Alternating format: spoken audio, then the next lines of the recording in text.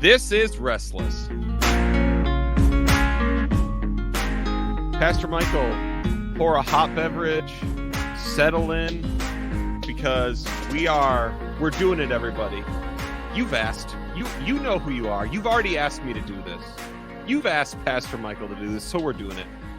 Pastor Michael, how are you doing, and are you ready to do this thing that I've so far left unnamed?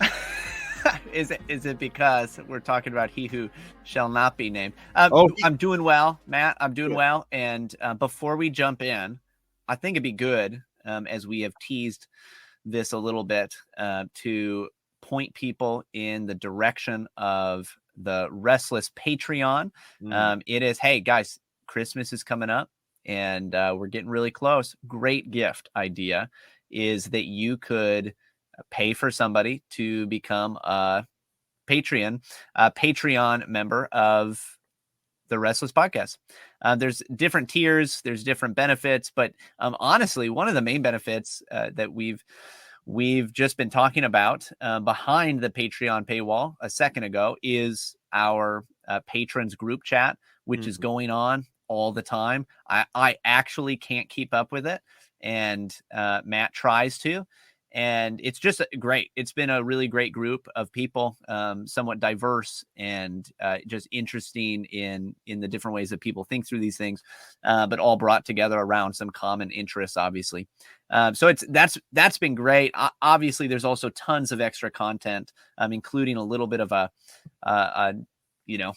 bit that we just recorded about to go into this episode. Also, before I'm off this topic, you can go to the restlesspodcast.com, go to the store tab, and you'll find a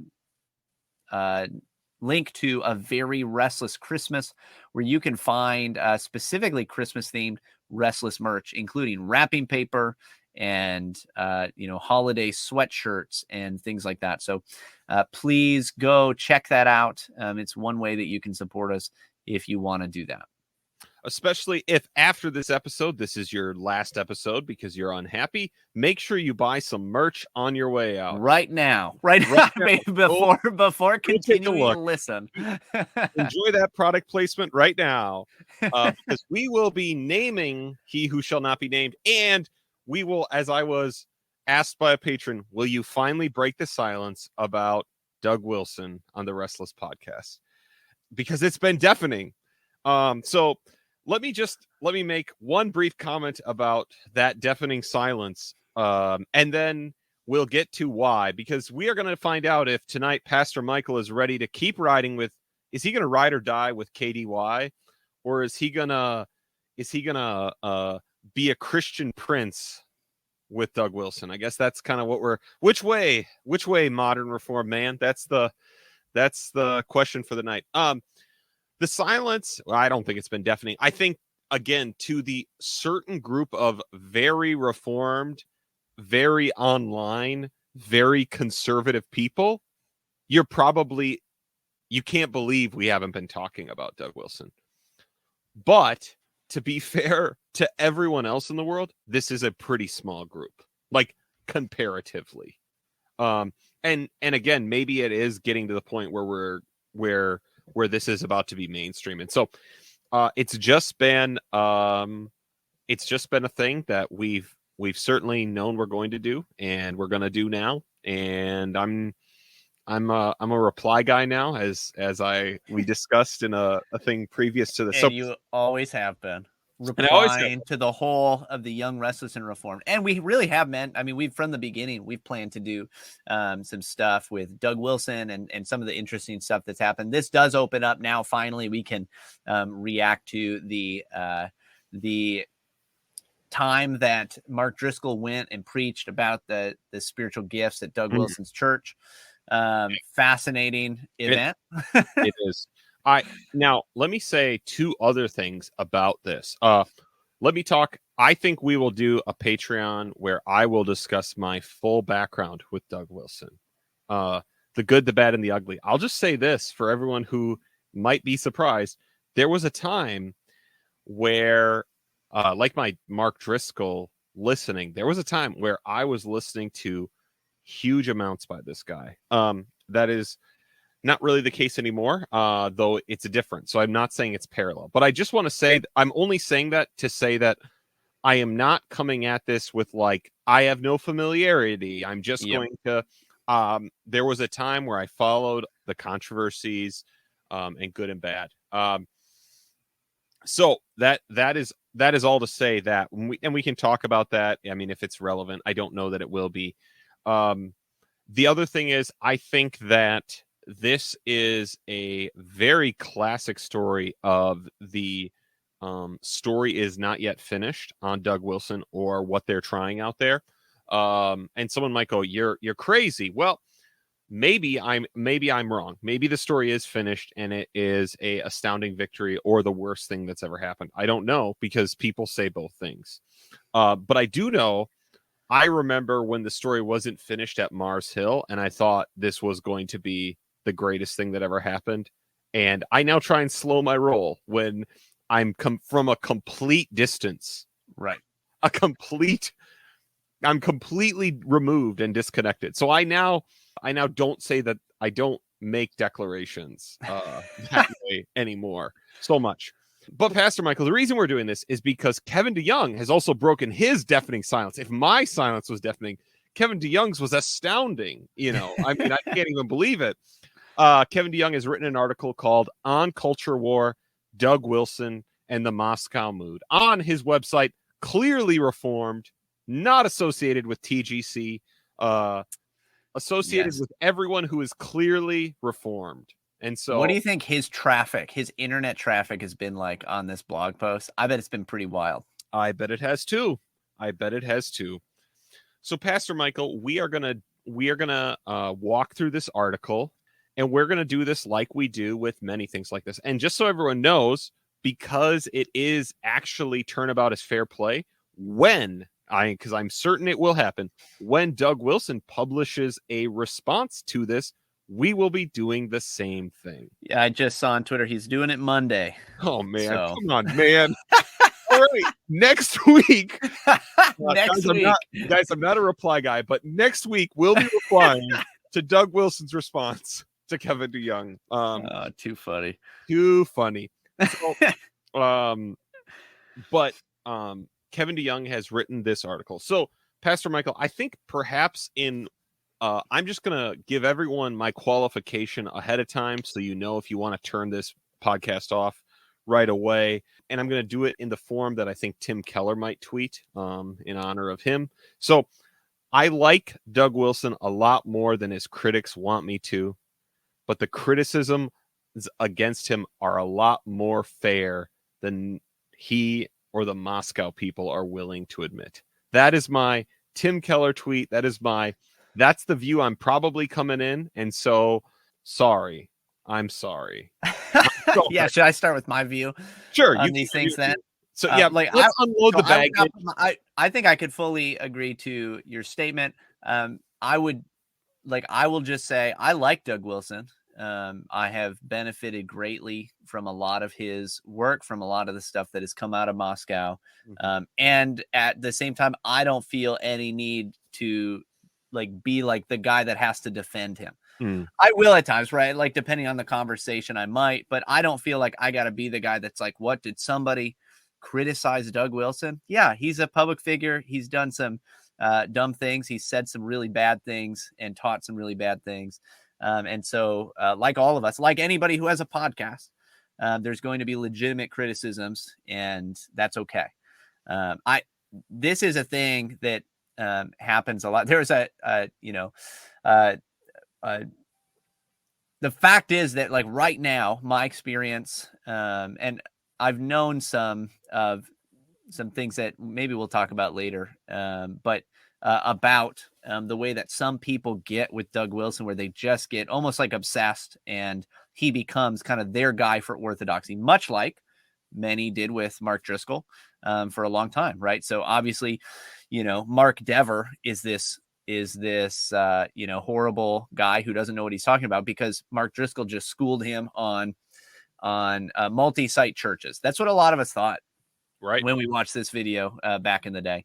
And now you look back and you're like, oh, that was rough. Like, I can't believe any of us thought Driscoll was speaking any kind of sense, because that was crazy. And I think a lot of times there are a lot of guys that are in that same kind of way with somebody like Doug Wilson. And so I definitely see that. However, my experience has been that the vast majority of guys that come into our church who have really benefited from Doug Wilson are the godliest young men. Like they're the guys that I'm like, wow, we're really like I'm excited to have them as part of my church. I'm not saying there's not others, but what that tells me is that this is a mixed deal. It's not all evil, all good. There can be a nuanced position is I guess what I'm saying. Yeah.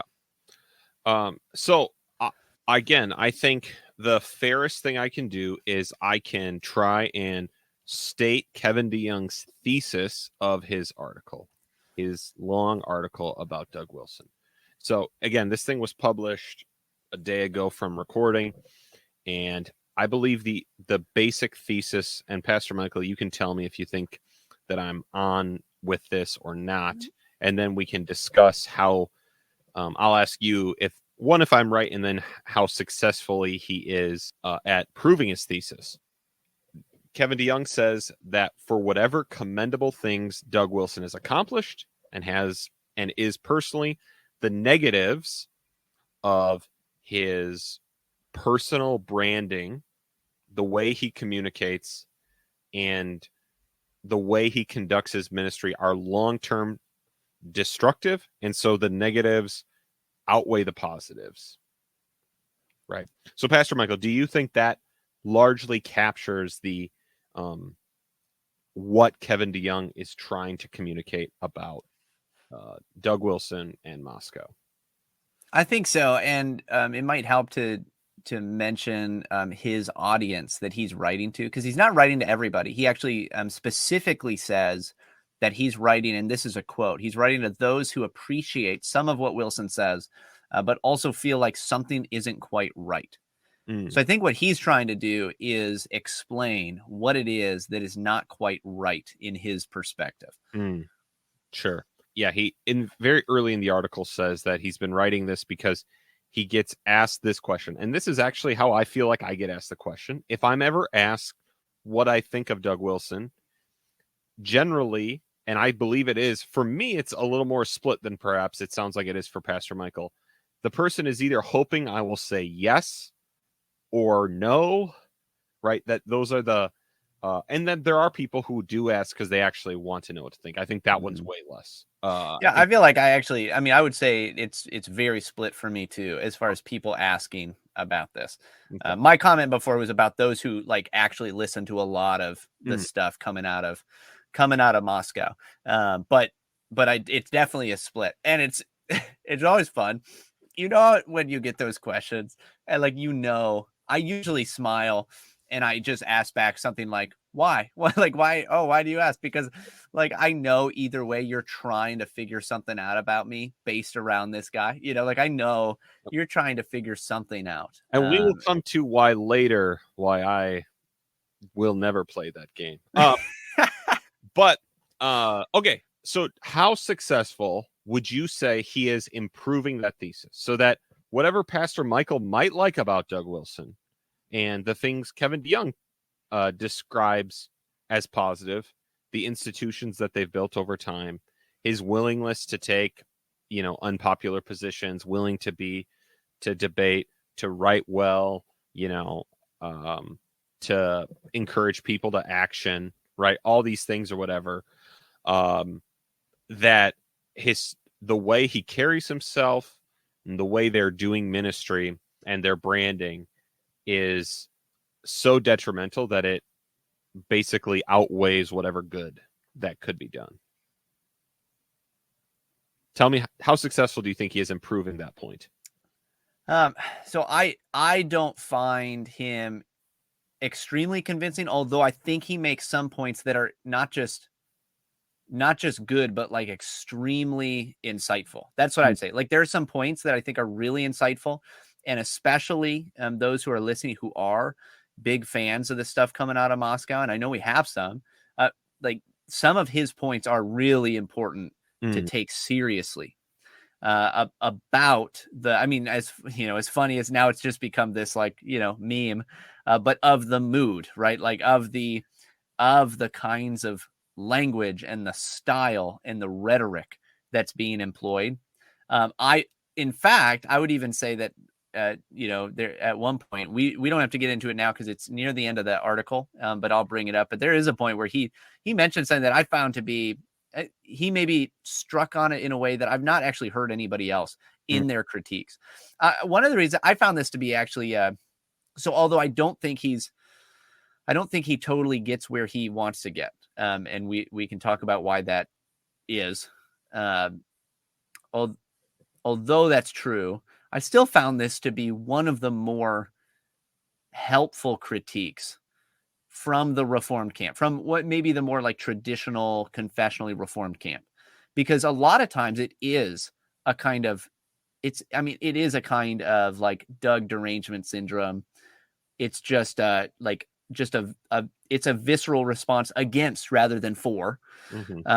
And it's not intellectual in its response. I feel like Kevin DeYoung actually does get fairly intellectual.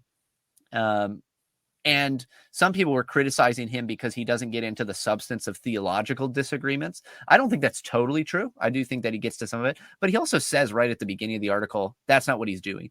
He mentions federal vision, paedo communion, and other like things that I find deeply troubling. But we've hashed those things out, especially within the Reformed world, especially within the PCA, within the more mainstream Reformed world. A lot of that has been hashed out for a long time. I don't think he needs to go back and fight those battles again. What he's getting at is actually, I think in some ways, more helpful because it's getting down more to why it is that people like Doug Wilson, because nobody has, I shouldn't say nobody. I'm sure somebody's going to come out of the woodwork in this, just like when we did that episode trying to pan all of the full preterists, and all of a sudden the 5 full preterists on the internet were all over our Twitter. Like, I don't know how this happens. So I know there's some guys like this, but I have never personally met anybody who really likes Doug Wilson because of his federal vision teaching, right? I've never met anybody who's like, I love Doug Wilson because of paedo communion. I've met people that really like Doug Wilson. They begin to read Doug Wilson, and then they start to ask about paedo communion. I've never met anybody that's drawn to this, to what, this whole project out in Moscow because of those things. And so to get to the style and the rhetoric and the emphases, the way that Kevin DeYoung does, I actually think is probably a more helpful way to start talking about it. Yeah. Let's go to this section where he says he's not going to do this substantive stuff because it allows him to do what he does want to do, because I have a comment on that as well. And so he talks about, when he's talking about it, and I think Pastor Michael and he are right, though maybe I take a slightly different view of how I think about this, right? So as he says, people are not mainly moving to Idaho because they now understand Revelation 20 in a different way. And as I have mentioned many times, no one's becoming post-millennial because they understand Revelation 20 in a different way. Take that, everybody. Amil Army, rise up. Or because all 10 of us. There are dozens of us. Or because they did a deep word study of Ta Ethne in the Great Commission. Or because of a well-thought-out political philosophy of Christian nationalism. These things matter to Wilson and his followers, but I think postmillennialism and Christian nationalism are lagging indicators, not leading indicators. And I think he's right. That is, people come to these intellectual convictions because they were first attracted to the cultural aesthetic and political posture that Wilson skillfully embodies. And so he says that's why he's not getting into those. And then I got to find the place where he says he's not going to dig into the theological disagreements he has on federal vision, paedo communion, and the like. But anyways, when I have generally addressed Doug Wilson with people, I have gone in many ways the other way, saying Oh yeah, I definitely get what you are attracted to by him.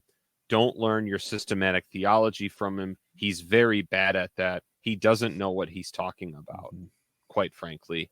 Um, and in fact, he's lost. The debates he's lost have been on those issues, because no matter what you want to say about Doug Wilson, and I don't want to talk about the federal vision tonight, at least.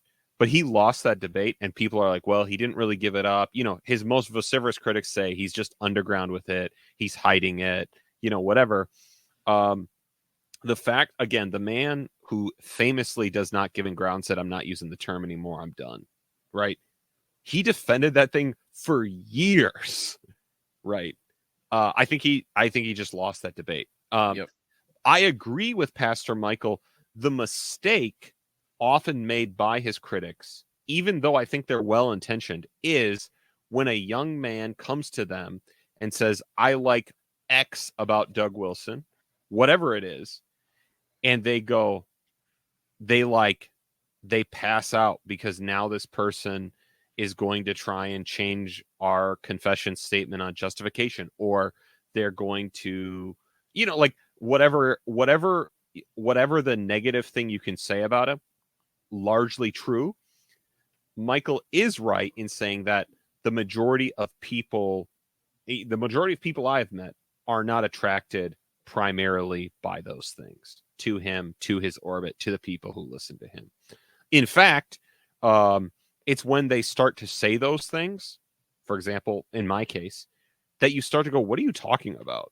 Like when the day when you realize he is unable to continually keep a consistent definition of justification straight through an explication of it, you go, dang, he doesn't actually know this. Oh, wow. That's interesting. Like, and again, it might not move you. It could cause you to go in a wrong direction. That's very possible, but it is not usually the thing that attracts people.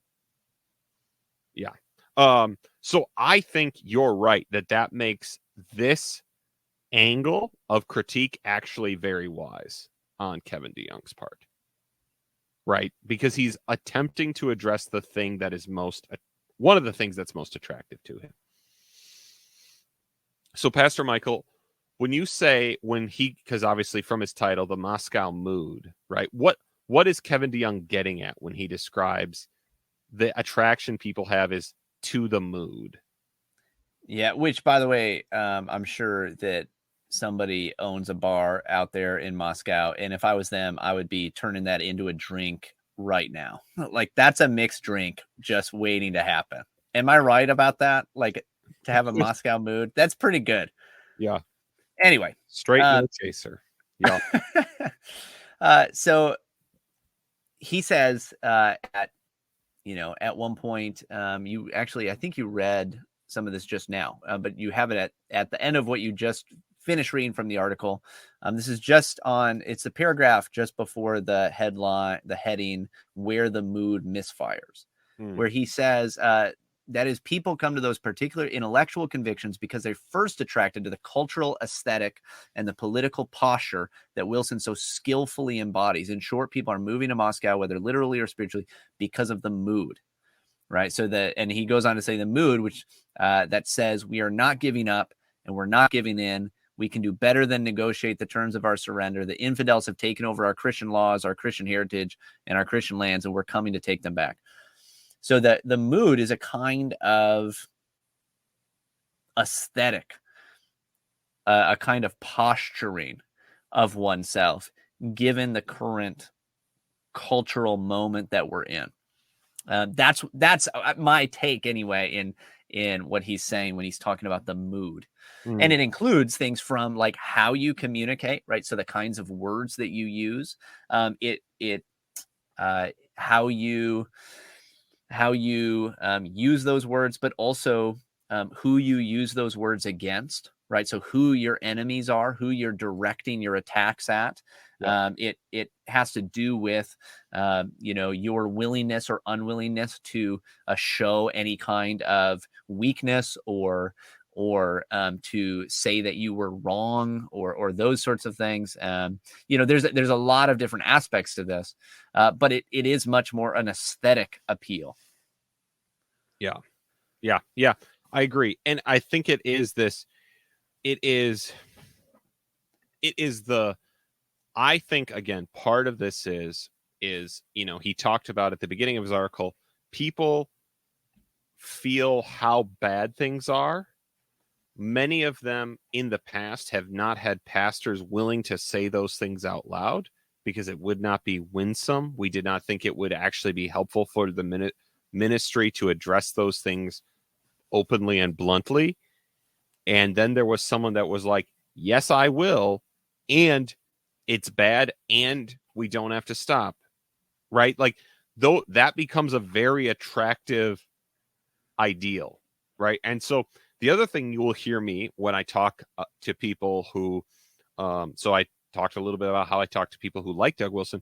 One of the ways I will talk to people who don't like him is I would say, you cannot learn the wrong lessons, right? You need to learn the things that, like, the plain speaking, the, right, the, the I'm happy to get in the fray, like, those, there are parts of this there, and I think Kevin DeYoung will be right that there are parts of this Christians should not adopt, but I think learning the right lessons are important as well.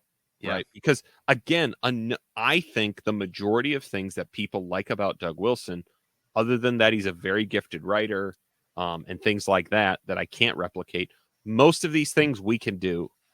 And if you don't want people attracted to the problematic portions of him, we do need to actually create, like, I don't mean like I'm going to create a school and publishing house and all of this. Maybe we'll create Restless Plus and try and get all the things that Canon Plus doesn't already have onto it. But right, I'm not going to, like, I'm just saying, like, the things that they do that are right, you can and should do. Right. These are, these are things. Now, what I think is interesting is, so, Kevin DeYoung, why does he think this mood, this is problem? Now, he says it is not primarily, now people aren't attracted because of a primarily intellectual bent, right? It's this aesthetic Michael's talking about. Now, let me give one caveat, and then I actually think this was the most insightful thing in the article, and I'll tell you why. One, I will say, when Mark Driscoll told me to first listen to Doug Wilson, guess what, everybody? That is why I started listening to Doug Wilson those many moons ago. I'm pretty sure that I first found Doug Wilson through a TGC link, by the way. Oh, for sure. I mean, there was a time, even post, just so everyone knows, there was a time when all these people post Federal Vision were still okay with this guy. Yep. So, don't blame us, TGC. Yep. Right? Don't blame us for this. So, but I found the things he was talking about at the time. And so when we say, oh, it's not intellectually rigorous, I think when I listened to Doug Wilson at the time, it was so intellectually rigorous. I had no idea what he was talking about. I listened to one of his sermons. The fact that I heard a call and response at the beginning, he read an entire chapter of the Bible and then, like, just talked about that. I was like, this is weird.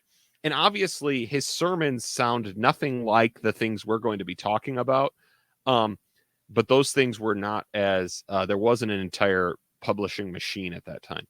I found it very intellectually rigorous for me. And I think it is. So I think where he's wrong is actually, for most people, this is presenting a level of substance. If you're from general evangelicalism, you aren't used to and are going to find rigorous and interesting and well-written and actually speaking in a way that is, pretty direct to them. Now, what I think Kevin DeYoung is getting at, though, right, when I talk about his problems with systematic theology, Doug Wilson isn't actually very rigorous in engaging on the whole, the Reformed tradition. And I think part of this is because he's coming at it as an outsider, a pure outsider, purely self-taught.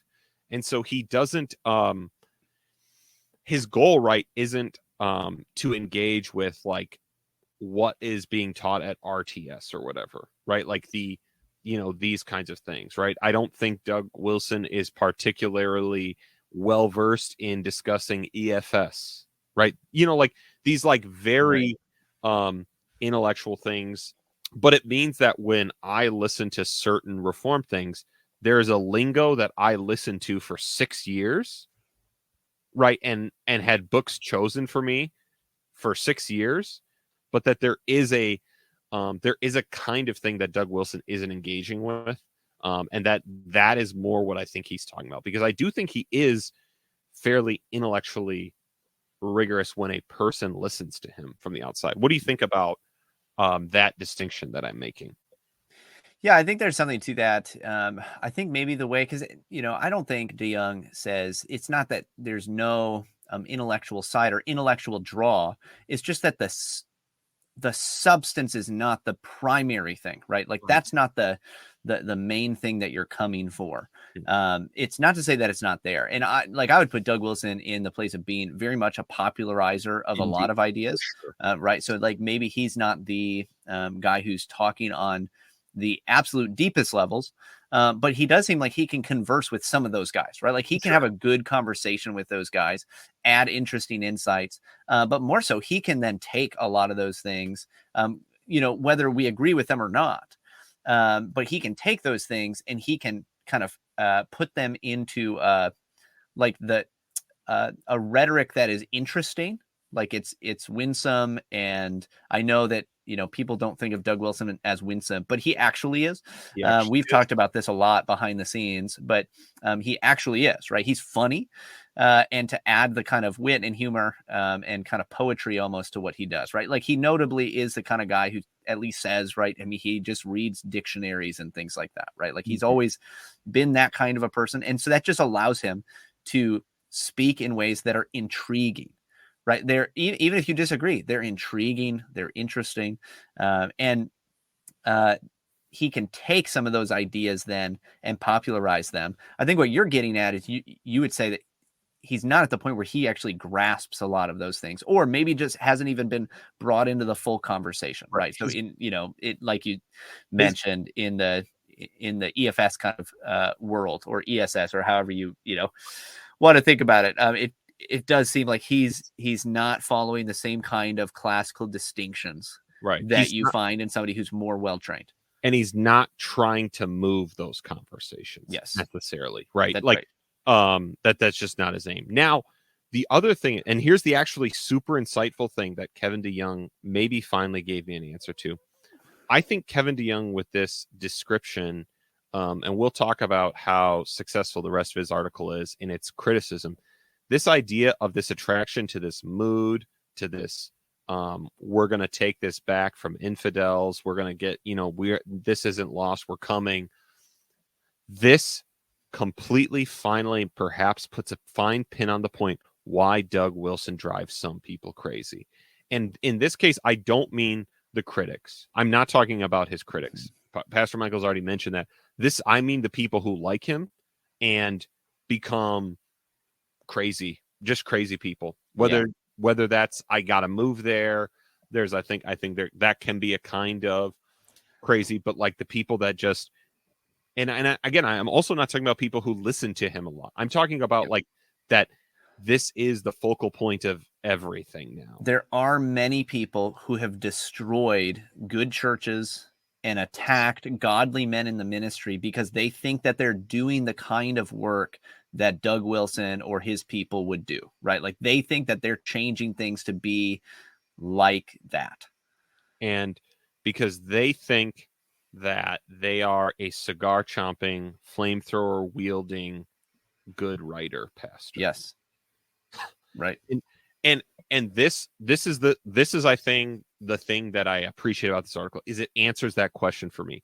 Why are there lots of people that can listen to him and not be driven crazy? But whatever it is, there's a group of people that they see these things, and it just caught. And again, there's a reasonable discussion of how much that's his fault, right? That's another discussion. Yep.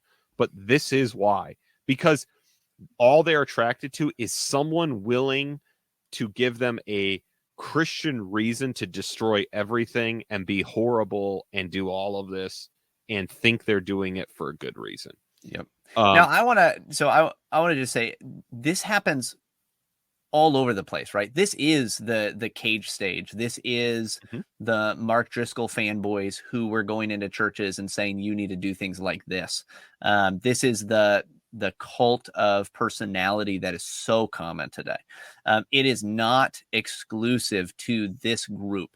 I do think it's unfair when people try to make this like this is something so strange and so crazy.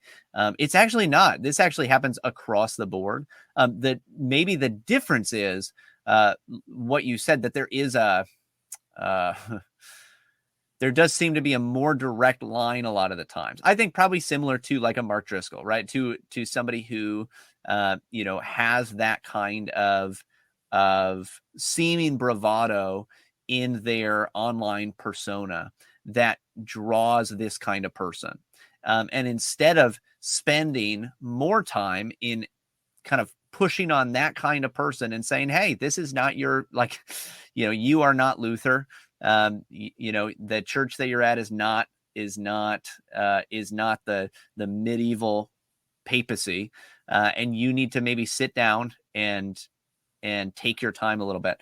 Now, if, I listen to, and over the years have listened to a lot coming out of Moscow, a lot of stuff from Doug Wilson, read a lot of his stuff. I've read a lot more, listened to a lot more recently and listened to regularly stuff from N.D. Wilson, who I think is a phenomenal author. Really enjoy a lot of his stuff. So this is Doug Wilson's son. Mm-hmm. It's interesting to hear him talk about his dad.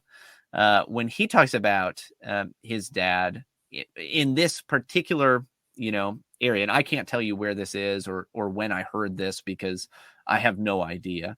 But I remember listening to things where he would just talk about how, there's so many people that have this sense that they are carrying on the legacy of this man. And even for him as the son of Doug Wilson, he mentioned that there's a lot of people that were like, yeah, you don't, almost like you don't deserve to be the son of Doug Wilson because you're not carrying on his legacy like I do, right? Or like I would. And that's an interesting thing where you have that cult of personality develop, where, you have guys that are willing to say to, somebody's son, hey, this is the way it is. But I just remember him saying, hey, listen, what a lot of these guys don't realize, this is N.D. Wilson, saying, what a lot of these guys don't realize is my dad didn't write any of the stuff he wrote until he was 40 years old. He didn't publish anything till he was an older man, right? Till he had well established his family, his focus was there. He didn't, and I don't know, don't quote me on the age, right? But his point was, hey, my dad dealt with his own things and the most immediate responsibilities he had first. And he mentioned, he was my dad never disciplined me in anger, right? He was just he didn't do that. Yeah. And so a lot of these guys don't see that kind of thing. A lot of people don't see that side of this. And I can't help but think that this is the nature. I mean, think about the Trump phenomenon, the way that so much of our culture of many fatherless men, there is this constant looking for the guy who I'm gonna just die for, right? I'm going to be in line with him, and I'm gonna fight for him, and I'm gonna be that warrior on the battlefield. And I 100% understand where that comes from. I sympathize with that a lot. Mm-hmm. And you also see how that can be incredibly destructive. And so what you'd like to see is somebody who knows that they have that effect on people, who has been told over and over that he's having that effect on people, to see a little bit more of a willingness to say, hey guys, cool it. I've definitely heard that, by the way, from Wilson at times, but it is definitely not front and center of what he does. Let's just say that when Doug Wilson saw this critique, he said, this is a thoughtful, whatever critique that should be taken seriously. If you think you're a fan of mine, really treat it accordingly. And then his fans they spent the rest of the day trying to dig up things to axe KDY with. So we'll just go ahead. Right. Now, so I do think you're right. It's not unique to him. I do think that currently in the Reformed world, this is the person who drives people to this kind of crazy, though. I don't think there's another comparable figure in the Reformed world today. Now, let's get to problems with the mood, because I think we could go around and around of how much or whatever. So the reason Kevin DeYoung thinks there's a problem with it is that the mood is, and this will be one of my problems with his article, and we're going to accept it and then move on. The mood attracts people to Moscow is often incompatible with Christian virtue, inconsiderate of other Christians, and ultimately inconsistent with the stated aims of Wilson's Christendom project. Now, he says, rather than expounding these in abstract terms, let's look at a couple of concrete examples. We're about to he's basically going to quote 2 promo videos from a thing Doug Wilson did. Yeah. And get ready, because I bet if I were a betting man, Doug Wilson, one of the great defenses that this man musters every time these things come up is, why don't you deal with the substance of what I'm saying? Oh, why when I raise the alarm, no one goes, people don't bother listening to the alarm. They just tell me I'm not good at saying there's a fire, right? Like, this is, I'd be willing to bet that will come out in his defense, because quoting 2 promo videos it's just, maybe and we'll cite the things he points out in them as what he thinks, like why he thinks this is useful. And you want to cite examples. You don't want to just live in the abstract, but when you're like, it's these 2 things, see, you saw these, now the tone is right. bad. These kind of fun videos that you do with like tongue in cheek, for sure. You're pushing into these stereotypes. Yes. That's just not, it is not probably the healthiest way to go about it. Yes. So the things he says is that his deliberately sarcastic and naughty tone, right, like is not helpful, right? He also says he takes cheap shots at other Christians. This emphasis on culture warring and culture building, while is not completely wrong, is often misapplied. It's focused on Doug Wilson, the rebel, and finally, it's this overly oppositional, like everything he's doing is done in an oppositional framework. So, Pastor Michael, do you want me to point out the good or the bad in his critiques here? And I'm not going to do all of them, but what do you want first? Oh, I don't know. Why don't you just start, and I'll hop in as you go. Let's just do the bad, because I have to do it. So, Pastor Michael, we are back to tone. As a fellow traveler in the your tone is all wrong. So, for example, when I have I think might be a dare from Doug Wilson from a long time ago, and he's presented this challenge that was, if I got rid of all my flowery language, all my incendiary whatever, like if I got rid of all of that, right, and I was very straight-laced, and I tried to just earnestly present my points, people would complain about my tone just as much. That is a thing at least he said a long time ago when I was listening. And at that point, I said, you know what dare I'm going to take in my life? The things that I agree with, which if you listen to Pastor Michael and I's takes through the TGC Great Debates, I would say probably the kinds of cultural commentary I was making there would be basically in line with a lot of the kinds of cultural commentary he would make, with a lot less flowery language, with a lot less, interesting things. I would do it, and I would see if he was right or wrong about that, right? And find out. Let me tell you what I've learned from doing that experiment. And this will we'll come back to this, especially when I think KDY may actually nail him on his language in a way that is actually right, and he probably needs to change forever. The answer is he was right and wrong. As Pastor Michael and I have done repeatedly on this show, I have had to defend myself for my tone. Now, again, to be fair, we still laughed. Like, there are some people that I just don't want us to laugh, which I'm sorry. Listen, I come from a home where we laugh when we're uncomfortable. So it's just going to happen, everybody. And I come from a podcast where we once laughed profusely at listening to D.A. Carson and Tim Keller describe complementarianism. So both of us have our own quibbles. One of the things I was going to say, by the way, is most of the things that he says on here, you can just say about us, but which we should take seriously, right? I love the fact that we have men in our presbytery that listen and have even given us good admonition on, hey, be careful, you don't slander people and you don't whatever, right? So I'm not saying that we'll never make those mistakes. I'm sure that we've sinned and we will sin, and I'll have to repent of things over time. That's part of doing this publicly, talking publicly. But I did think, a lot of this actually sounds like things that we've heard, right? That people have told us. So he is a little bit right, but he's also very wrong.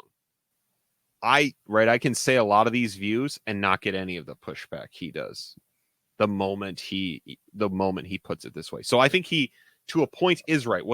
His point is right. There's a group of people that if they disagree with you, but they know they have no intellectual case. They will always say, it's not what you said, it's how you say it. He's right. There is a group of people like that on earth. But he is wrong that, and it's not that people aren't uncomfortable, because they may not have a response, but he's wrong. He does strike a particular tone that does cause more flash than is needed. And that might just be because he's a better writer. I'm not judging it at this point, but I'm just saying in my personal life experiment, he's a little bit right, but he's also wrong, right? So that's the tone thing. And that there will always be a disagreement on tone. I don't expect anyone to think that I have the right tone all the time or Pastor Michael has the right tone all the time. I'm sure it would be silly and bad if there were people trying to sound like me, which will never happen because I will never be right. I will never be popular right at this level. But yeah, so that's right, when we're talking about don't call someone a wuss and don't make jokes about the ERLC. It's kind of like, dang, man, it's okay. It is okay. It is okay. Also, when you're like, hey, one of the two organizations I'm going to jump in on that they made fun of is the ERLC. Yeah. Yeah. Yeah. That was a pretty good one, actually. There's 100% place for that. So yes. Right. So yeah, that doesn't play well. Right. You're wrong. KDY, that one doesn't play well. What if it hurt the ERLC's feelings? I mean, yeah, I get it, man. Right, because that's, again, to do something more direct to our podcast. What if we hurt Mike Cosper's feelings for reviewing his podcast for a year? What if I did? Now, he didn't listen, or we'll say he didn't listen to all of it. But so, Pastor Michael, now let me give you. Do you want the part about this that is true? That is something that is over time, I actually think becomes a direction that is a problem for people. Let's hear it. So I do think this oppositional, everything framed as in an oppositional way, does become a problem. Now, let me start with, I think the lessons you can learn from Doug Wilson and the way he speaks oppositionally in the culture as a critic, even of bad things in the church that some people aren't willing to mention, right? I think that's actually a thing I want you to imbibe, understand, and know that is a part of what you need in life. Yep. Right? It's not everything.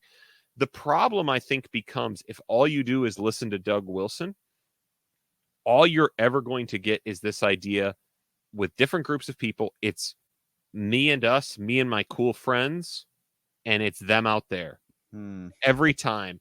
And the way we keep sin out is we keep in here and we push back on out there. Yeah. And again, this is entirely not something Doug Wilson would say. Of course, he knows there's sin inside, but his focus, because in his public writing, I'll come back to why that's an important distinction later. His public writing is oppositional in this way as a culture critic. That's what people get. And the problem is, after a while, if this is all you're really getting, you are not getting the kinds of sins that happen within. Let me use another name of a person who later in my life I found his preaching, he's now retired, more helpful. Another person that's not popular, another person who I have profound disagreements with, Tim Bailey. But here's what's different about this guy. Do you know what that guy's every single sermon was about? How mad and he was at conservative reform people and how sinful they were. Which of those things do you think, for me, as that conservative reform person, was more personally enlightening on my sin and my need for Christ? The guy saying, we got to go out there and get them, boys? Or, man, I can't believe how bad it is in here. You really need a savior, right? Yeah. Now, are either of those the right way to do it all the time? No. But that's what I mean, right? It does build it builds an insular oppositional problem, and that is something that goes very wrong. Yeah, I think that there can be a healthy dose of this for the kind of, Aaron Ren's neutral world thinking, that a lot of a kind of culturally driven, Christian was about, right? Hey, we're going to find all the ways that we can be on the same team as the rest of the world. So that is actually really helpful to have there is a strong antagonism between the seed of the woman and the seed of the serpent. And that needs to be maintained and understood. And you need to see how bad things are. That is good. One of the dangers, I think, is when you see this coming out, though, as, okay, Christian pastor, you need to be preaching this stuff from the pulpit, right? Like the pulpit has to be the place now again where like you're taking on the cultural sins. Yeah. I actually think that's true, by the way. I think that there's a place for that. I think that's good. I think like if you have never, ever from the pulpit ever, mention the sins of abortion or the sins of like whatever, culture warring type things are often I put quotations that nobody's going to see. I put up quotation marks for culture warring because it's just sin, right? It's just corrupt, sinful things. But what has happened in a lot of these places is everything is judged on whether or not you're doing that. But you can do that and never actually preach to the sins of your people. Yep. Right. You can do that and not preach to the sins in your church. And that's easier, right? It's way easier to be the person that is just calling out the sins of all those people out there. Yep. Now I think you should, right? I think you should be doing that from time to time. I think that should be a part of what you're doing because Scripture calls out sins of the world, right? I mean, that's something that Scripture does. As you preach through Scripture, that's going to happen. There's also going to be a lot of times that even the vast majority of times, you should be applying those texts in a way that is applicable to the people in front of you. And like you said, I mean, this is the public, the outside facing ministry of somebody like Doug Wilson? I don't know. I haven't probably listened to near as many, sermons and things from him as you have. I used to listen to a handful anyway, from time to time, and benefited from them. Right. I very much did benefit from them. I'm not in the place where I could say whether or not that's, different in his sermons. But the issue at hand is that what happens is guys will read Doug Wilson and think this is how I'm supposed to preach. Mm-hmm.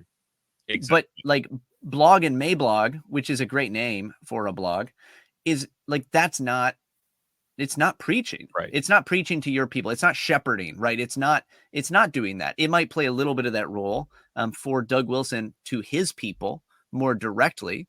But for the guy living in Wisconsin reading that and then thinking, oh, why isn't my pastor saying these things on Sunday morning? Well, because that's not what a pastor does. Exactly. Right. That's not the pastor's job.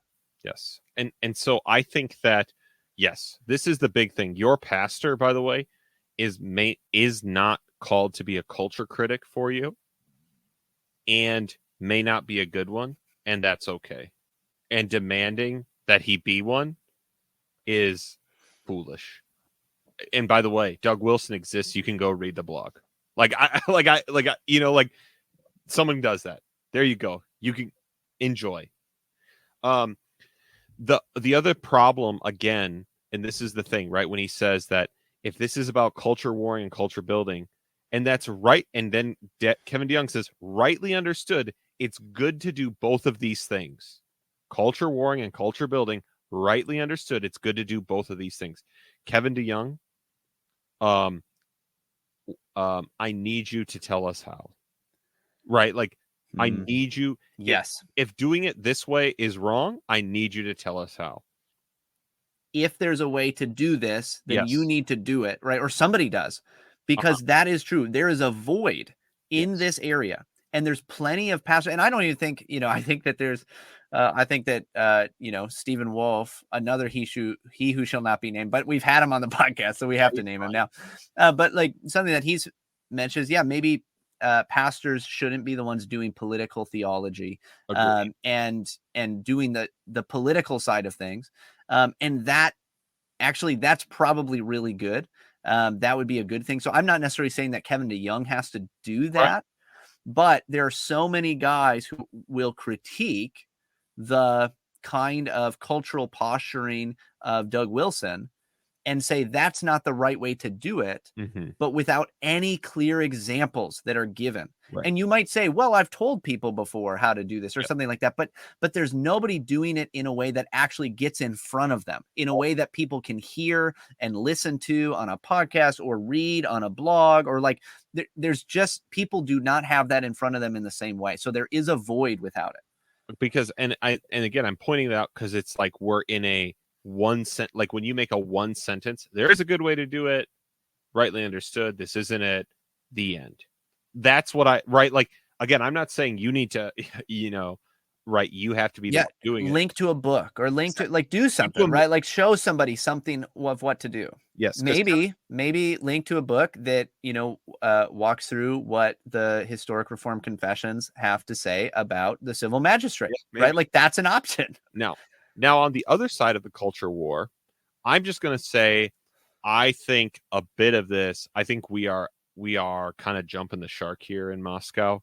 The fact that you can legitimately order a flamethrower from them today, like that's like Fonzie on the skis going over a shark, guys. Like that was a cooler idea when someone pitched that than like actually serious people, like. And I get that it's not meant to be serious, but again, we'll come back to this, the problem of levity. I think it's hilarious, by the way. I have zero problem with Canon Press marketing a flamethrower. It's right. And many people, I'm sure, enjoyed the episode where Fonzie jumped the shark. It just was marking the end of that viability of that. That's all. Let's get a little bit closer to these more substantive critiques, because part of the reason DeYoung is worried is because of what you win them with, you win them to. And so he's Yes. concerned about what if Doug Wilson is using certain things to win people, he's winning them to certain things. Now, let me say, I will give one of the things that I found interesting that I want to ask Pastor Michael about, and then we'll get to like the really substantive things, and we'll work through this to the end. And this is already too long, but that's okay. So the first thing is he describes what Doug, and I think Doug Wilson, I don't know, we'll see if he takes issue with this. He describes Doug Wilson as a master of the Montan-Bailey approach, that you make an outrageous statement Yep. that fires up the internet. When pressed, you retreat to a milder version of the same statement without ever giving up the original, right? And now the important thing about the Montan-Bailey approach is that is a fundamentally dishonest way to argue. Yep. Just like, so when he says that, he's saying Doug Wilson uses a dishonest form of rhetoric, right? Yeah. And again, he's doing it in the most Kevin DeYoung, like, again, Yeah. high level. By the way, there are a handful of these that were put in. So I specifically marked that one too, but there are a handful of these that he slipped in there that you can, like, if you're just reading, you might just read right past, but they're pretty solid digs, like they're pretty strong digs at the guy. Right. So I think Doug Wilson would describe this as, no, I am going to make my strong statement and then I'm going to qualify it appropriately. But my qualifications, right? The things that, the exceptions that prove the rule don't disagree with my strong statement. But I don't know, Pastor Michael, do you think this is a fair, at least sometimes a fair critique of how Doug Wilson does things? I think it is. I think it is. It's not to say that he always does this or he does, whatever.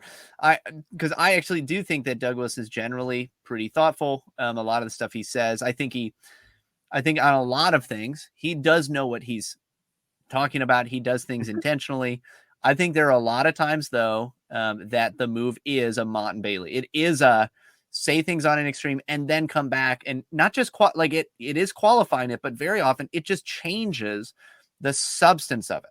Right. This is why, so much of the, some of the stuff written about justification or about EFS or about whatever things will be said that are like really concerning. And then the qualifications,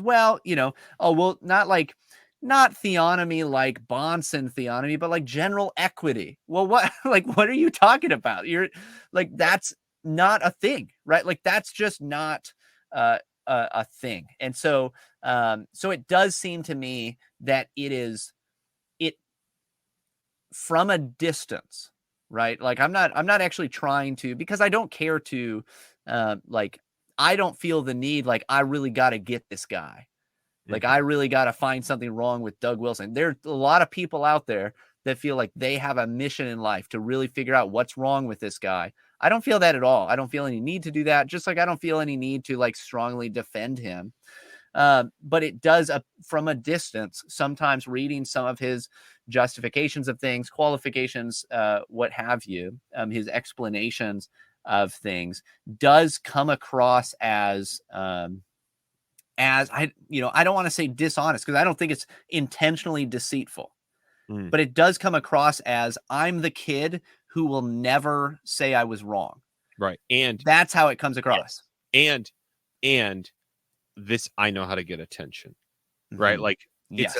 But it is a attention getting strategy. Again, this is where the aesthetic, the rhetoric gets in the way of the message, because you've decided to present it in a way. Because when, for example, in one of his videos where he's like, we're not incendiary people, we're not the ones trying to start the fire. Obviously, that is also not true to a degree. And again, I don't think it's always wrong to say, I'm here to start an argument. That's not always wrong. Yep. Right. But again, I do think I do think that it basically, whether it's intentional or not, I do think it veers into a dishonest form of argumentation. And that is probably, you're right, how so much of these bad theology things, why they took so long, because he kept going around and around. Yep. And guess what? Even if this wasn't intentional, that means he chose to open himself up to the 25 years of being called a liar that he has faced, which is unfortunate. That is an unfortunate outcome for you and everyone else, right? That with this writing style, this argument style. Now, I think the thing that maybe I am not a wilting violent. I do not have virgin ears, but I think finally someone has convinced me, and I didn't maybe this is probably the first time. So someone's like, I can't believe this is the first time. And some of you are like, no, now you're a girl. Now you think I'm a wuss, right? I think someone has. I think DeYoung has persuasively made the case that Doug Wilson's deliberate language, is not good, is a problem at the very least, and should probably be abandoned. And if you are a fan of him, you should never ever attempt to follow him in this way. And do you want to know how I know you shouldn't try and follow him this way? Pastor Michael's been talking about ND Wilson. Do you know who doesn't use this kind of rhetoric or language? His son. Like, and now I'm not even saying his son would be like, oh, my dad's off the rocker, he doesn't do that. I'm saying he doesn't do this. His son's a better writer than him, which is impressive because they're both very good writers. But right, his son does not speak this way, right? So you should not try. I do think Kevin DeYoung is right. And so when people are like, can you imagine ever trying to speak to this horribly vulgar man in person? Kevin DeYoung points out an article he wrote when Rachel Held Evans died that shows he has a different side. I think it is 100% unfair if someone's like, look at how he said this. Can you imagine having to sit in his presence and how horrible he must be? Right. I bet he just does this at the dinner table. Yeah. Obviously, that's not the case. Mm-hmm. Like, it's just, I don't know anything about what he's like as a pastoral counselor.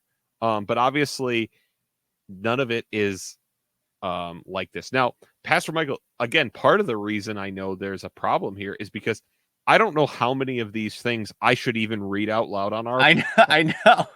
Well, so this actually points out some of the issue, right? So, Yes. Something that will often be brought up when it comes to some of the harsh language that's used.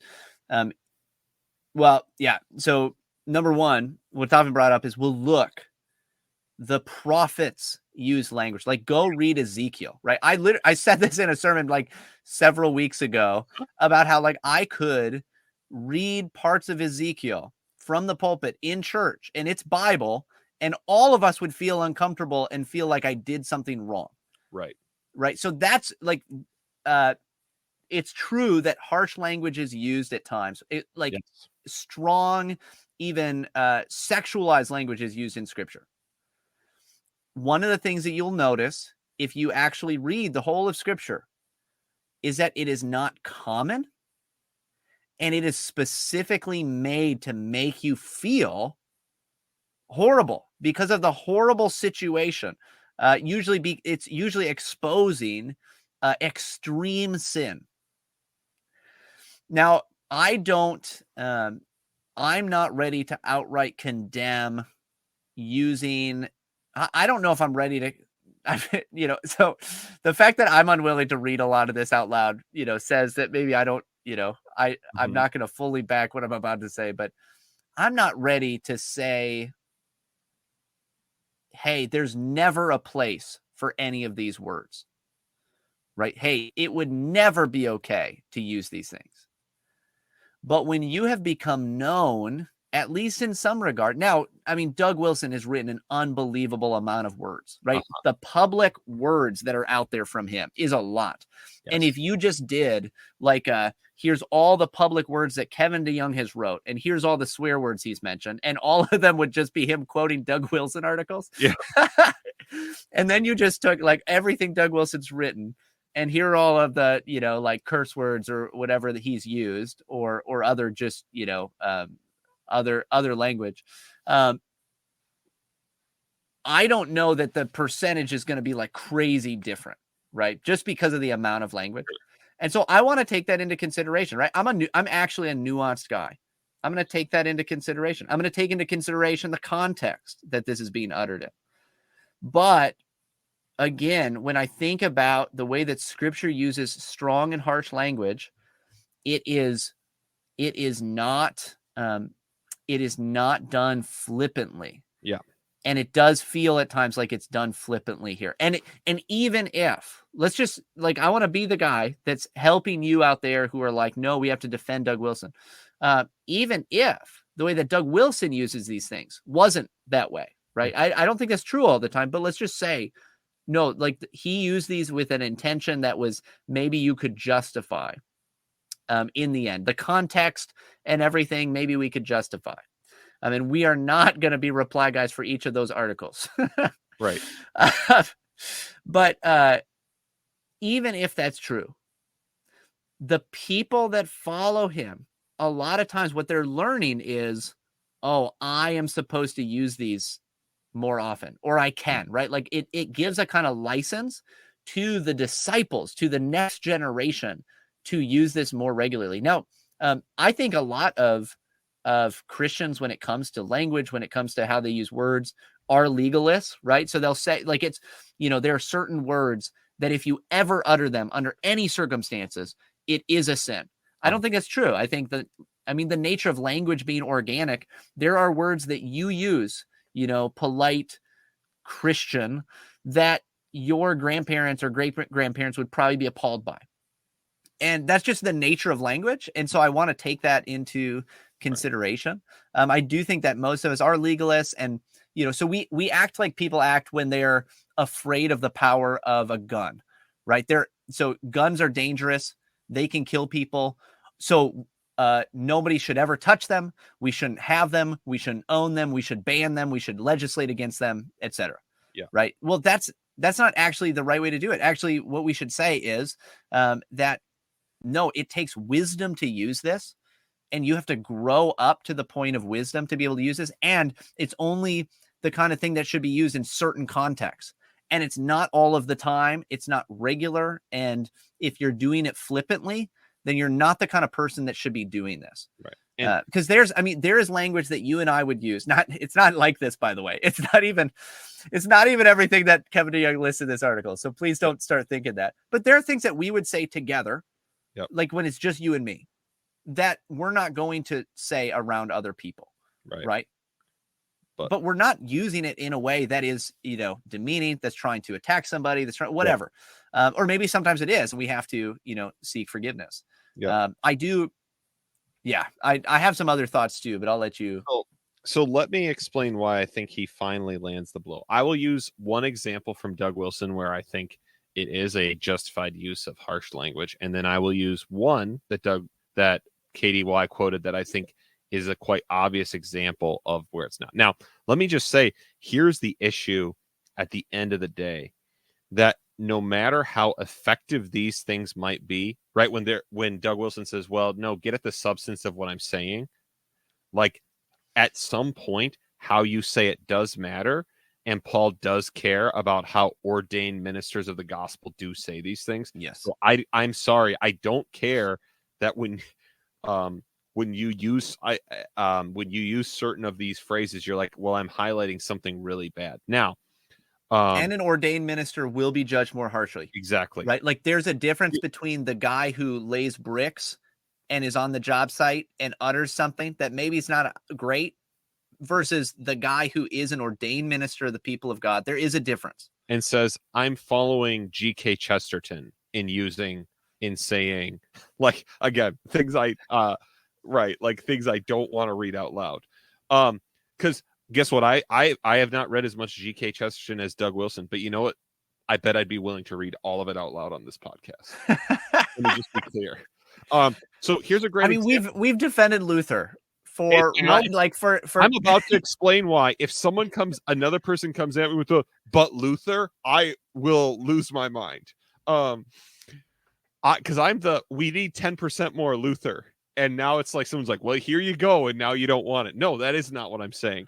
And I'll tell you why in a second. So for example, when I first heard people complain about Doug Wilson's language, I assumed, having watched the movie Collision, it was the encounter in the movie Collision. He's talking to a room full of atheists, and Christopher Hitchens keeps saying, like, well, how can you allow this, believe in this injustice? And Doug Wilson saying, if there's no God, it doesn't matter, right? Nothing has meaning. Things just happen.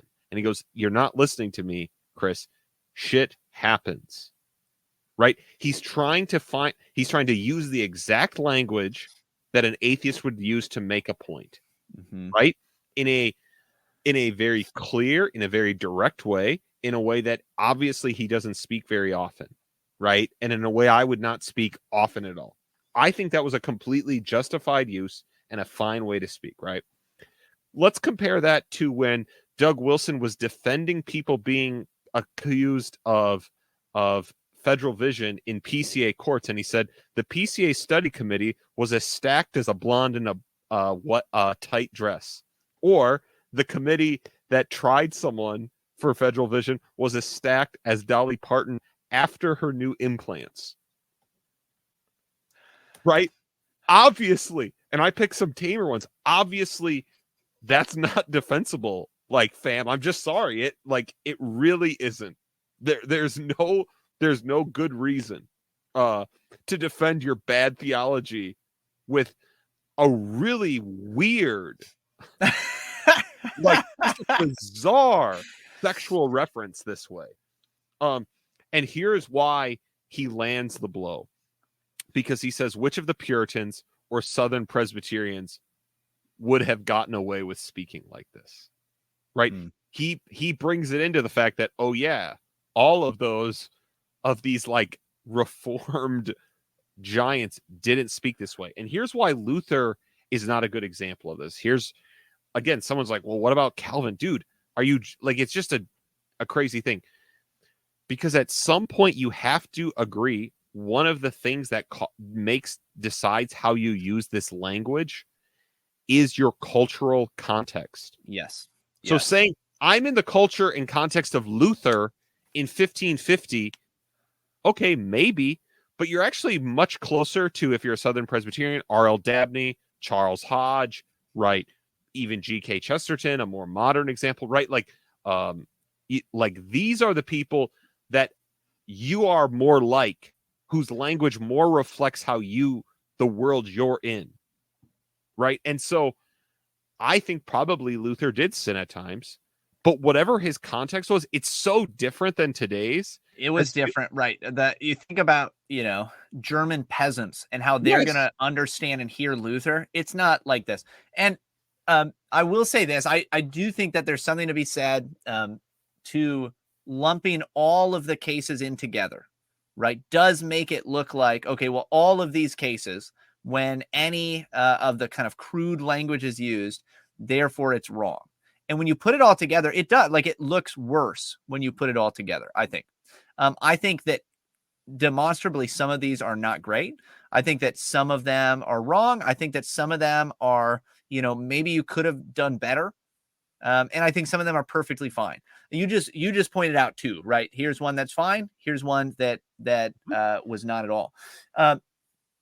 The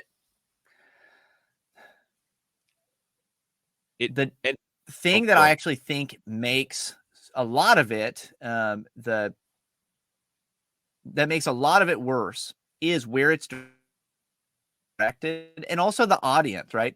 So like if I'm hanging out with a bunch of men and we're hunting, or we're, or we are doing some kind of hard labor outside, there might be language that we use that's a little bit rougher, right? There might be language that, we might make fun of each other a little bit more. We might be a little bit more harsh. There's a difference, though, when you have a public audience as a minister of God. You're using your position as a minister, that position to help to advance the kingdom of God, and you're doing so to a mixed audience of believer, unbeliever, right? It's public, so it's everybody, right? It's men and women, it's those who are young and those who are old. It is all over the place. And I actually think that this makes it hard when it comes to internet communication. How do we do this well? But it also does put a lot more onus on us who are doing it, right? If you're doing it, if you have a podcast like this, if you are writing a blog, whatever you're doing, it actually puts the onus on you to take more care in how you're going to be presenting those things because you're doing it to a mixed audience. Now, if you are sitting in a room, my guess is that some of that language that Kevin DeYoung points out, when Doug Wilson is sitting down with his grandchildren and his family, he's not using a lot of that language, right? And that's because the context matters. Context matters in how you use language. The audience matters in how you use language, and how, like, who you are using that language against matters. Again, when we look at the example of the prophets, of the way that they use harsh language, it's not so general. And that's part of the danger, I think, in a lot of this. Now, at the same time, I think you could offer a defense in that too, saying, look, sometimes you write things that end up online or that you even put online, but you are directing it to very specific people, specific purposes. Yeah. Now, what I want to say, based on what you said, and I could bring this up at the end too, because one of the things that I find to be the most, but yeah, go ahead. Sorry, what was that? I said, I think we're going to be coming to an end here, so definitely bring it up. Well, let me just say then, to jump off of one of the things you said, is one of the things that I think is most destructive and that I'm most disappointed by, and I think has done the most damage with the kind of rhetoric that's used, is in your example that, like, for instance, some of this harsh language is used against the courts of the PCA when it was trying men who believed in federal vision. And the way that not just Doug Wilson, but those who have come after him use harsh language, it's not just, hey, it's the enemies of God and those who that's who we're going after, right? It's actually a lot more of the time, or at least it seems to be a lot more of the time, godly ministers who just don't agree with us all the way, or who don't want to do things our way. Well, then those are the weak ones. Those are the ones that need to be mocked. It honestly, by the way, it comes across as a kind of gatekeeping, right? As if they want to be the ones who are, kind of taking the mantle of the Reformed faith and saying, hey, it's just us. There's no other option, right? Oh, you go to that PCA church. You mean the kind of church that actually used process to discipline people in its bounds? You mean the ones that actually take time and are careful about their disciplinary processes? Yeah, how effeminate is that? That's the kind of stuff that's happening, and that has happened over and over again. And I've seen a lot of it, and where the Moscow mood, so to speak, causes many otherwise good men to question the PCA, to be critical of the PCA in ways that they wouldn't otherwise be, right? Like they wouldn't, not because they're even good criticisms, because there are good criticisms. Yep. Right. I'm the kind of guy, I think that you should listen to every criticism, even if it's really extreme and it's really out there. So it just, that really drives me crazy, where it seems like you're gatekeeping in such a way that you just want an echo chamber, right? But as you have to be antagonistic toward everybody outside of you, then you just start turning everybody against each other. You start making the kind of disciples that just want to tear things down and destroy things. Yes. And that's not good. That's not healthy. Yes. This is well, I'll come back to this, because the point you just made, I think, is the last thing I want to talk about, because I think this is what's so important. I think I already made my point about language, that everyone who's a fan of him is going to disagree with, and everyone who's not, is going to be happy I finally saw the light, and that's fine. But let me say that I think on Doug Wilson's terms, this is at the end of the day the problem. What is Doug Wilson say we're doing? Doug Wilson says, at the most basic level, we are rebuilding Christendom. Someone gave me this year the book Mere Christendom as a gift. Haven't read it. Someday I will. Right? Would you agree? Right? This is kind of how he frames what they're doing, like on a broad level. We are rebuilding Christendom, right? I think he's used the term Christendom 2.0, right? This kind of framing. Am I on the right track, Pastor Michael? Sorry, I was reading a note because there's just something I want to bring up before the end, but you're probably on the right track, Matt. Yes. I don't know. So if he's rebuilding Christendom, Uh-huh. right? Here's the issue, right? And there's this famous quote, you can hear it at the beginning of every apologia radio broadcast at one point I used to listen to. Maybe they don't still do that. Maybe they do. I don't know. Right. That our times don't call for careful men. It calls for faithful men. And the faithful men, the careful men will come later and write the biographies of the faithful men. Yeah. There is a degree of truth to that. But do you want to know the kind of people that built the first Christendom? They were the most careful, exacting thinkers that have ever existed.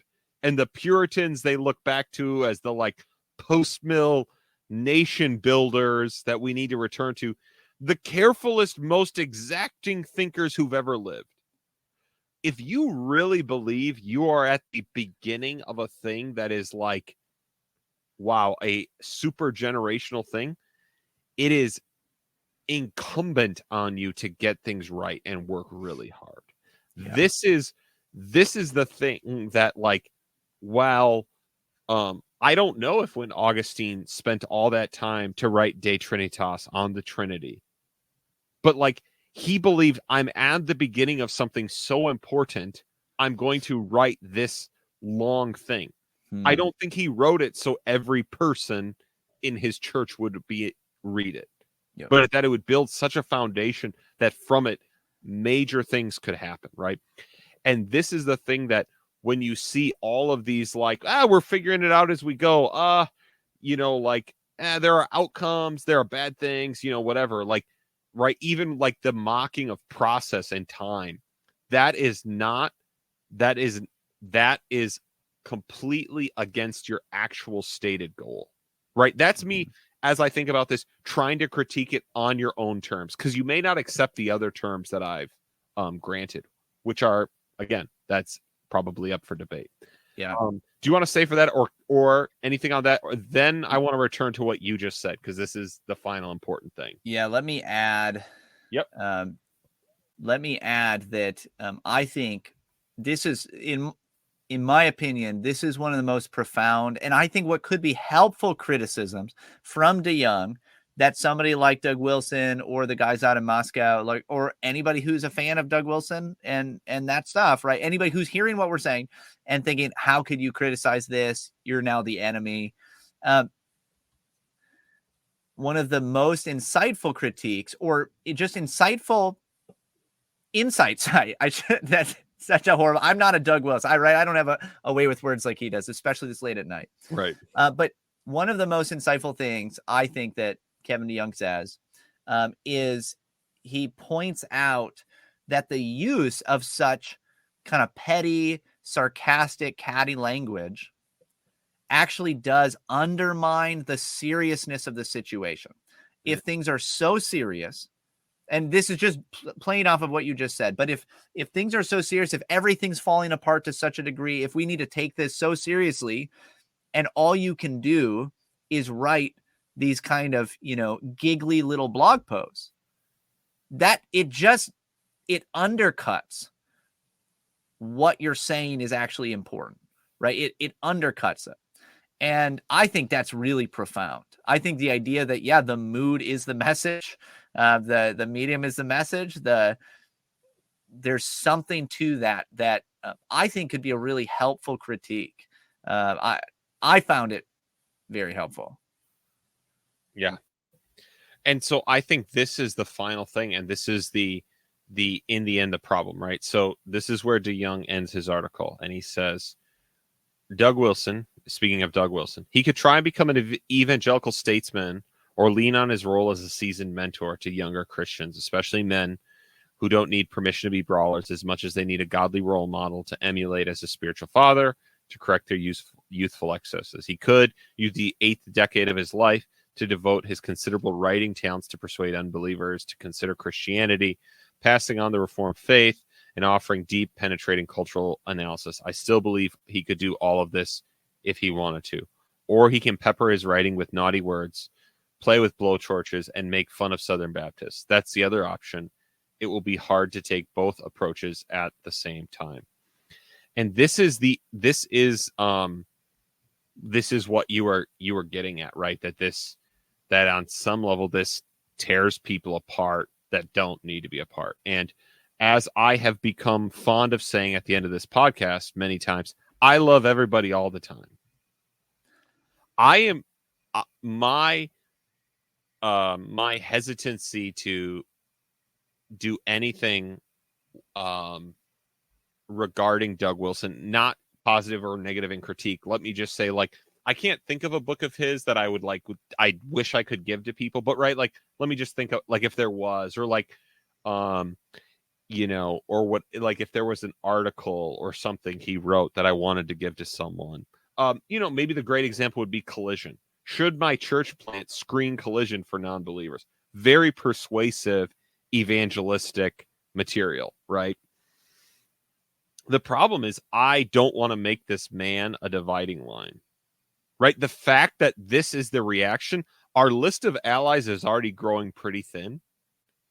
And then I refuse to like to join into this, and to the need, right, to join into this.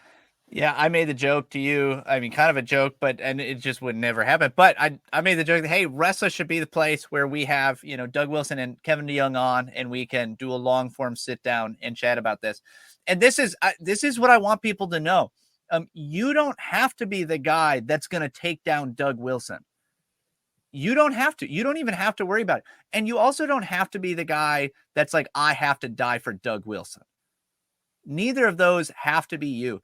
It's fine to like him, to like some of his writing, to like some of the things he's done. It's fine to have serious concerns about some of the things he's written and some of the things that he has held to over the years. That's actually just fine. And it's fine to critique, and it's fine to receive some of those critiques if you're, you know, really defensive. All of this can happen at once. And the reality is that this is part of what it looks like to be a part of the church, and the you know, the universal church, that goes beyond maybe the bounds of your little corner of the kingdom of God, because God has made different men with different gifts, and those different men with different gifts are going to sin in different ways. And we can accept that and know that and seek to remedy that, right? Seek reconciliation, seek repentance and forgiveness. It doesn't mean we have to cover things up and say, well, we're just not going to worry about sin. No, we can do that. And at the same time, we can praise God that his kingdom is going forth, that his gospel continues to be preached, that people continue to be saved. And we can just be happy with that, right? And we can give thanks that even if sometimes people do it for the wrong motives, that is happening. I want us all to get along, right? Restless is about bringing everybody together. That's really where we're at as a podcast. That's what we do. So, thank you everyone for listening. If you no longer get along with us, well, make sure you order some merch on the way out. Turn the lights off on your way out here. Tell a friend. Please don't turn the lights out. Share an episode. Share an episode of the show with someone before that point, and we love you. So yeah, I love everybody all the time. Please rate, review this show. I don't know if this was good. I mean, this one's so long, I don't even know if this is good. I'm not going to put that into this. But thank you for listening. It's been a time, everybody.